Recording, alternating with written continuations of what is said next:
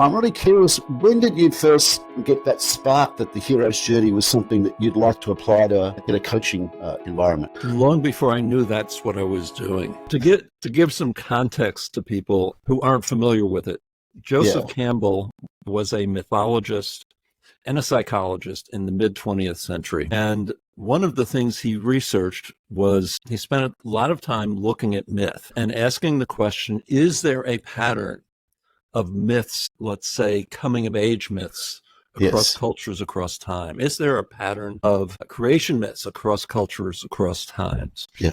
And what he ultimately realized is there's one pattern in all myth, and he called that pattern the hero's journey. And the way that he described it, and I'm not sure I'm quoting him, no, I am getting the message right. While we approach each change as if it's unique and unpredictable, it's not. We take the same journey over and over and over again. And for our listeners who don't know the hero's journey, if you've ever seen a Star Wars movie, you've seen the hero's journey. Or as you've seen almost any movie, because I think after him, Christopher Vogel wrote a book about, was it The Hero with Many Faces? He talked about the hero's journey as a narrative for movies and stories. If you've seen a movie, a great motion picture, you're likely to have seen the hero's journey. Exactly. Yeah. It's about stepping into the unknown.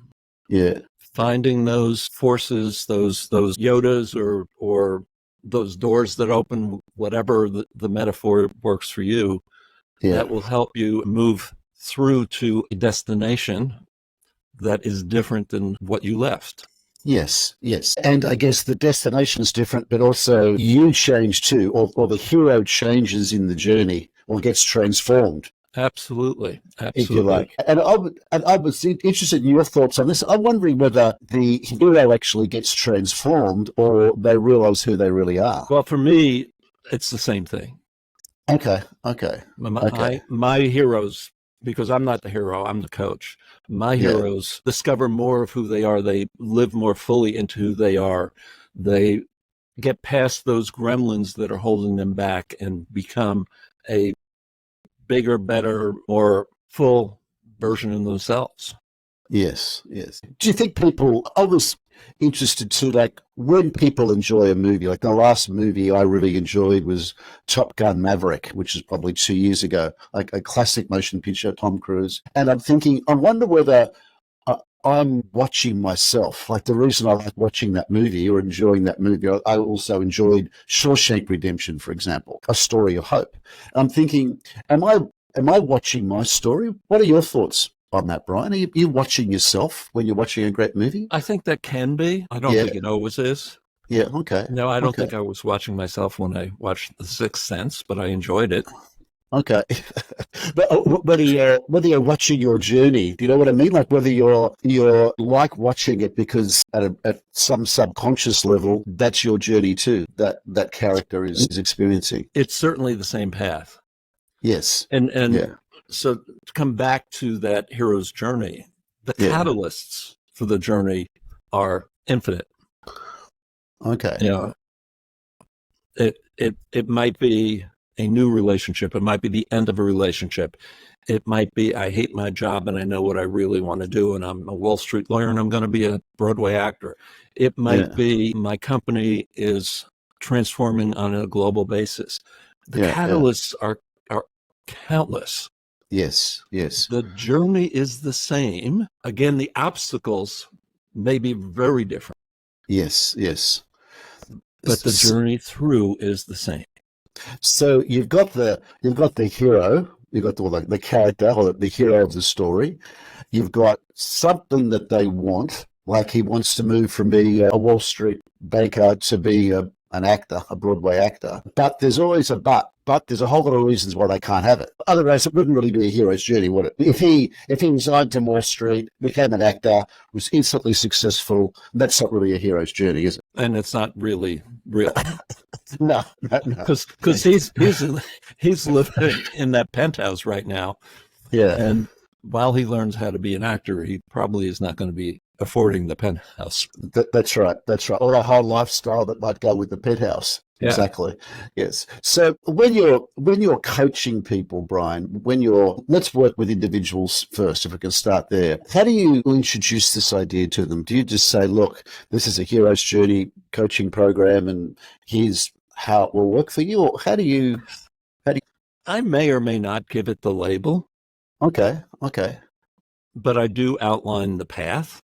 okay, okay. And the path as I've defined it, and this comes from my own 5+ decades of organizational change management and individual coaching.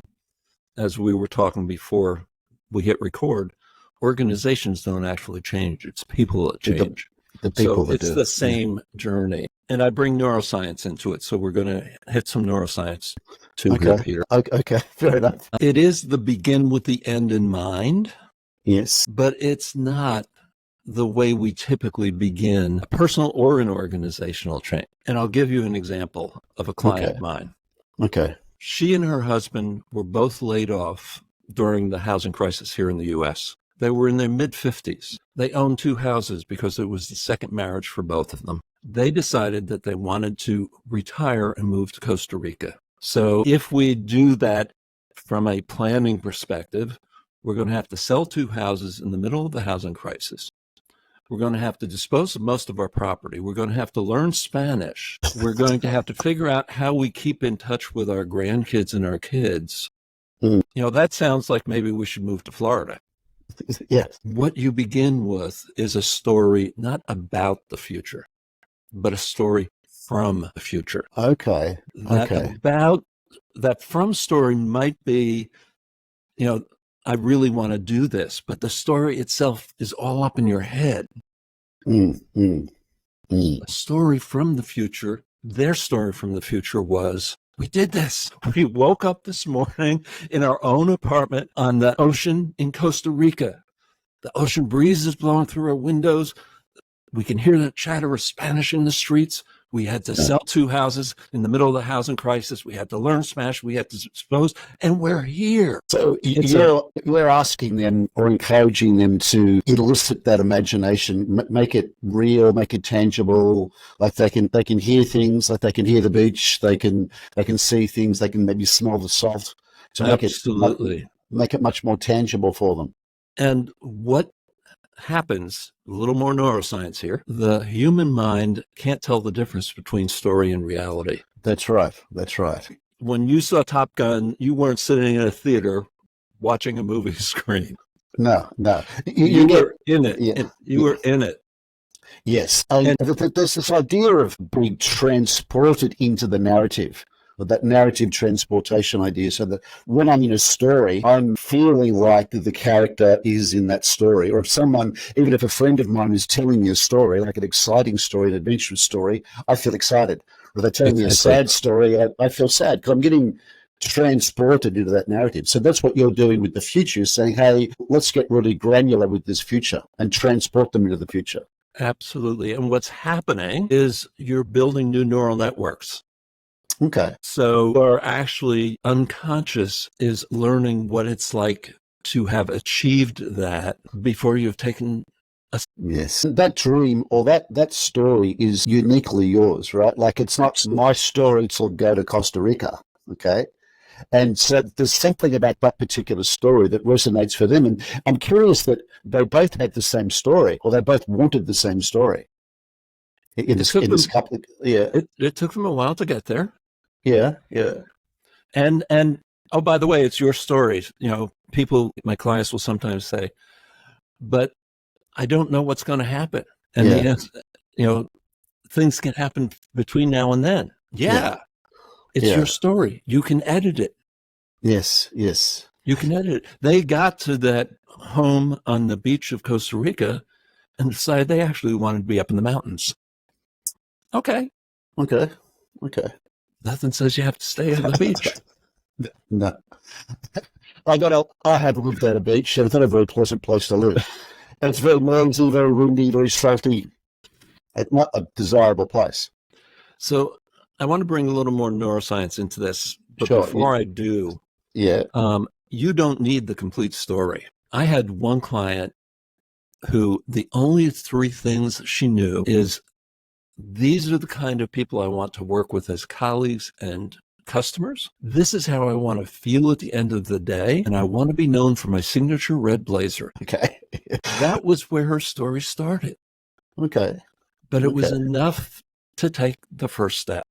It was enough to step into the journey a little bit. And I'll talk about that in a minute. But I want to come back to the neuroscience, because what most people don't know is in your heart, you have the same motor neurons and sensory neurons, the same electrochemical activity, dopamine and, all of that stuff as goes on in your head. Okay.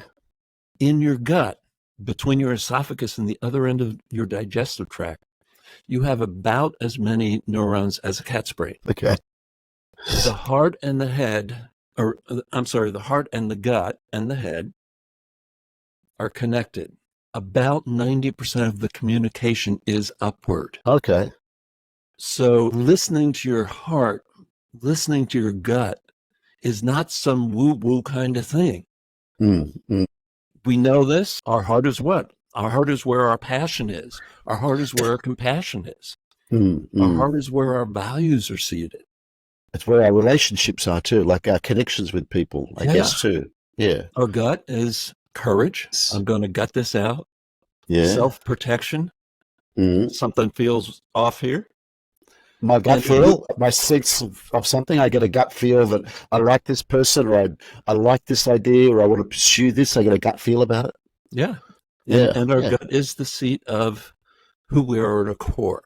So when we create this story from the future, this head, heart, gut story, what we are doing is changing the filters between our conscious and unconscious. One more piece of neuroscience, and I may be done for the day. We receive approximately 11 million bits of data a second. Wow. Okay. The researchers disagree on how many we can consciously process. The number falls somewhere around 134. So whether it's 138, whether it's 127, it really doesn't matter a whole lot. The unconscious filters out the rest of that data. So if we're changing our filters with that story from the future, with those new neural networks, now that person we meet at a cocktail party may mean something else. We may say, "Ed, the door opened for me when I met Peter at that party." That's I right. might have met Peter at that party without that story. I said, I met some guy at the party I had a nice chat with. I don't remember his name. Yes. It's that classic sliding doors moment, isn't it, Brian? You think it's like when those doors slide, or that conversation takes place, but you need to be aware of Peter, in this case, at the party, and be aware of the role of that conversation in your story. Or I guess you become hyper aware, not consciously, but more gut feel. I think I'll go and talk to Brian. I think he looks interesting. I'll go and talk to him, and then you have a conversation that could change your life or change your career. Absolutely. That simply. So do you believe this story is there already, and all we're doing is traveling along it, or are we creating it? Sometimes I will begin with, depending on the person. Okay. The question, what makes your heart sing? Okay. Or what are you doing when you're in the zone, when the rest of the world and time disappear? Yes. Some people can't answer. No. And a lot of people I coach are so far away from that. It's almost depressing to think about it. It takes a while for them to get in touch with it. Yes, and so it takes courage too, right? It takes courage It does. I've always wanted to be an opera singer or whatever. Not me. But it takes courage to say that. It takes courage to explore whether that is the path that you want to take, and it takes courage to get on that path. The heroes are not little weaklings when it comes to courage. Whether we go to Star Wars or whether we go to the decision in the middle of a housing crisis to move to Costa Rica. Yes. It takes courage. Yes, although they're usually also not superheroes. I mean, if you think of like the Marvel superhero movies, like I'm Superman or Batman or whoever I am, that to me is not really a hero's journey because they're pretty much invincible. Yeah, The stories I like are people where they're more vulnerable, they're more real, they're more human, they're not superhuman. They're just like me. They're scared just like me, yeah. and the story unfolds for them. Now you're Yes, touching on something else. We won't go there now. If we have time toward the end, we can. I which also is what. do superhero coaching. I think that might encourage people to listen to the end to hear about superheroes coaching. Okay, okay. Well, I'll park superheroes for a moment because I'm really keen to get this to start the hero's journey idea. So So, now I have my story from the future. yes, The yes. next thing we do is prepare, not Okay, plan, not plan, okay. because planning happens around what is, again, is what's in our consciousness. Yes, And there are things in our unconscious that we need to plan around. yes. So, it might be our physical limitations. It might be that we don't really pay attention to. It might be financial things that day to day we've never really thought about because our finances are fine until we Yeah. plan on leaving the penthouse and becoming an Mm, actor or whatever.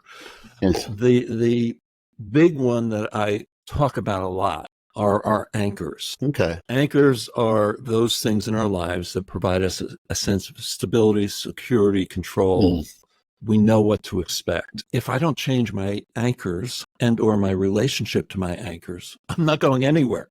yeah, yeah. They're holding me in place. They're anchoring me where I am. Exactly. And so we need to become conscious of what are my anchors? What's my relationship to them? And what, if anything, has to change? Mm, So going back to the Costa Rica story, we have to change our relationship with our children and our grandchildren. That's an anchor that's holding us here. We have another anchor, which are these two houses. We have to let go of that anchor. mm, We need a new anchor in terms of where we're going to live when we get there. As you begin to surface not just the anchors, but other things as well, you can begin to plan. okay. But planning is not, pardon me, I'm going into change management methodology for just a moment. Yeah. I used to work with clients where we would spend 2 or 3 months developing a multi-thousand line change plan that by the time you got to line 10, it was, you were off the tracks already. Yeah, because there's so many dependencies and there's so many unknowns, right? So Yeah, exactly. it's very tricky. So some of that preparation needs to be done before you move forward. Okay. But a lot of the preparation, planning, and taking the journey are continuous. Yes. As I get here, now I run into a different obstacle that I need to address or a different opportunity that says, um, you know, go collect $200 or whatever. Yeah, yeah, yeah. And if you think of the great movies, like I think of movies like Shawshank Redemption, which I still really love. It's a story of hope, and you think the characters in that movie they don't know the plan. All they know is their ultimate destination is to escape, right? Mhm. And one of them is using hope as his driving force, if you like. No matter what happens to him, he gets incarcerated, he gets beaten, he gets badly treated, he gets betrayed. He keeps that hope alive, and he ends up getting out and getting his friend Morgan Freeman out too. You think there's in these great stories that Joseph Campbell talked about, there's rarely like a detailed plan. There's an ultimate destination, a goal, a reason to get there, and not much planning. Yeah. Yeah. Yeah. In fact, it's almost the opposite of planning. It's almost like a dodgem car, just hitting things and bouncing somewhere else. Yeah. Now, you use this both for individuals, which we've talked about so far, but in your practice, you also use the same architecture, if you like, this hero's journey architecture in businesses. What are the differences when you're talking about a business, Brian? Scale. Scale. Okay. Scale. Okay. So it might be the C-suite, the executives that begin crafting that story. Yeah. And I encourage if that's their plan, that they also bring in others from within the organization who are not in positions of authority, but in positions of influence. Okay. But that story needs to have a shape that allows it to be localized. Yeah. And shared. And Shared. shared and localized. It is not about, again, increasing market share and shareholder value and all of those things that probably don't even get the CEO excited unless they're getting stock options. That can be the end state. We did it. We turned this company around. Yeah. And all of the, and we had to do this, and this. But what does that mean for Jane in the accounts payable department? How would I inspire her or encourage her to make a special effort to make this story true? Exactly. Yeah. How is it?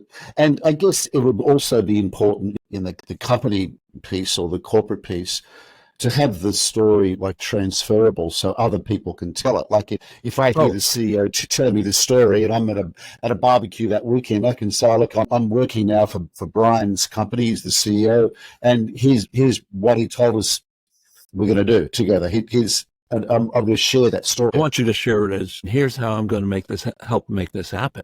Here's my role in it, because if it's all about Brian, because he's the all-conquering hero and he can do everything by himself, there's no role for me, is there? Yeah, exactly. Yeah, I want to be part of that story, that transformation too. And what's your thoughts? I'm thinking that's very neglected when you think about change and growth. That story context is often neglected, don't you think? There are several things, quite frankly, Peter, that are neglected in most organizational approaches to change. Yeah. How about grief? Grief. When have you last seen an organization address grief as part of a change? What, grief about the past? Grief about having to let go of where we are now in order to become something different. I spent 20 years building this department. Yeah. And now you're telling me I have to let it go to become something different. Yes. I spent 15 years selling this strategy. I'm the top salesperson of this strategy. And now you're telling me I have to do something different, sell something different. Yes. I was working with a large, I'll call it a financial services organization recently, and they were introducing a new platform for accounting and actuarial pieces in the business, which meant that most of the people would be made redundant. And that's happening globally because this platform is a global platform. So there's a lot of room for grief there. Well, let's take an earlier generation of that. Yeah. With the big SAP and other ERP systems. Yeah. Everybody acted as if the big change was you have to learn a new technology. The big change was I have to let go of data. Yeah. Holding onto that data and sort of feeding it out. That's my power base. And if there's a SAP-like model that's being implemented globally, maybe I'm running a local factory, it's my knowledge of how that factory runs, like my particular way of running that factory that I've spent, and maybe I'm a second or third generation factory person, which is often the case. I lose all that, and suddenly I become a guy that's just following the same system every other factory is following. So, yeah, there's grief. There's definitely grief. There's definitely grief. It must be challenging, though, I know when I've been in those environments from a coaching perspective to really find something positive, to really like a positive story to engage these people with. But really is, I guess, shareholder value is positive, job security is positive, the global company being more efficient is positive for me. But for me individually, not that much positive, is there? So go back to my question, what makes your heart sing? Given this situation, given this circumstance, what will make your heart sing? I worked with one organization that was doing a global transformation. Part of it meant that they were shutting down factories that were the only source of income in small villages around typically, what do? Send out a notice to the employees saying, in the next 3 months, we're shutting the factory down. If you stay with us, we'll give you an extra $10 at the end of the the time or whatever, and Yeah. it's over. They held meetings with the workers in the factory. They held meetings with the town leaders and with the families and said, we have to shut the factory down. How can we do this in the best way for you? So, no, not a good news story, but a very different way of handling a bad news story. Yes. Given this circumstance, Yeah. what is the best way we can do this? We can support you through this. Now, I'm really, you enticed us a bit earlier, Brian, by talking about superheroes. And I did. There could be someone listening that quite likes Marvel superheroes. They like Iron Man or That's Thor, fine. or they like Thor, or they like Superman or Batman or whoever it might be. I know when my son was little, we went to every Marvel movie together. He was obsessed with Marvel movies. So how does superhero coaching go? Are you open to just a short intro? Of As course my I am. client? Yes. I'm your client now? Yes. Yeah, okay, cool. Okay. Peter, I'd like you to list for me 4 or 5 of your superheroes. And they can be Marvel characters, they can be true superheroes, they can be mythological superheroes, they can be plain folks, they can be folks out of history. Okay. Anyone in your life that you think is a superhero. I'd say Iron Man, Elon Musk, my father would be 3.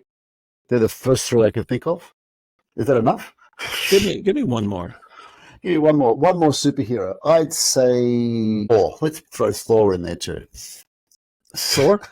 Thor, yeah.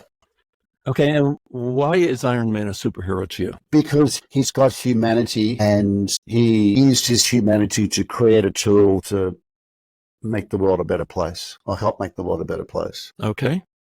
Yeah.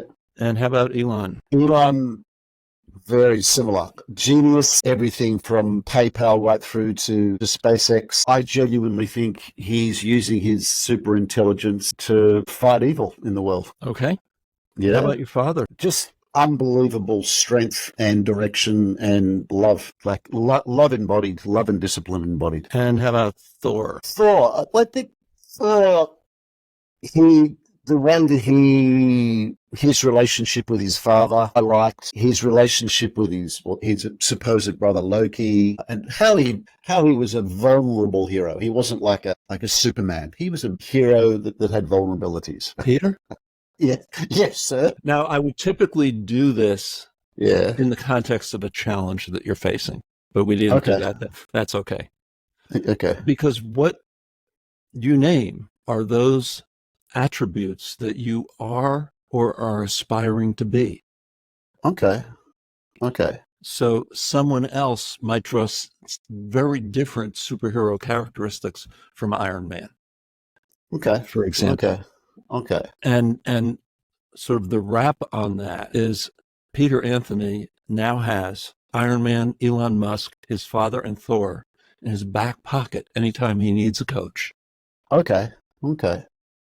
This is a challenge that Elon Musk would know how to handle. What would he tell me to do? How would he do it? Okay. So I'm imagining he's here. I'm talking to Elon or having a conversation with him. Yeah. Physically or in your head? Yeah. Yeah. Well, physically, I might be a bit insane if I physically thought he was here. So I've been accused of before. That's okay. Accused of being crazy. Yeah, but I can imagine the conversation. Yeah. But we all are heroes. We all have pieces of the superheroes in our lives inside of us. Yes. And so this is, again, just a way of changing those neural networks, those filters. Yeah. To making more of who we are and who we aspire to be in our consciousness. Yes. I like it a lot. We've gone in lots of different directions here. We've talked about the hero's journey. We've talked about that in individuals and leaders, and talked about it organizationally, and now superhero coaching. I'm just wondering if there's someone listening that thinks this sounds interesting. I'm going to leave your details in the show notes so they can reach out directly to you. But I'm wondering whether there's any advice or suggestions you could give them about how they could go about their lives from listening to this onwards, thinking about that hero's journey or using that using that archetype as a way of thinking about their lives. What would your suggestion be? I'll go back to Campbell. Okay. Knowing that there is a path through will not make every change easy. Being conscious and intentional about taking that path will make it easier. Be conscious and intentional. Yeah, yeah. About staying on the path, about being committed to the path and just stay on it no matter what happens. Yeah. Unless circumstances say, the path to being a horse and buggy driver is no longer viable. Well, because there's no motor cars. Yes. Or if I was a hotel owner and along comes Airbnb, or I was a taxi driver and along comes Uber, there comes a time when things change and you do need to change with them. Absolutely. Right? Yeah, that's definitely the case. Brad, I knew this would be a pleasure. And it's been more pleasurable than I thought it was. I genuinely love listening to you and listening to your insight. You've got a unique perspective in the world. And thank you for being a guest on Growth Tales today. Thank you for this opportunity, Peter.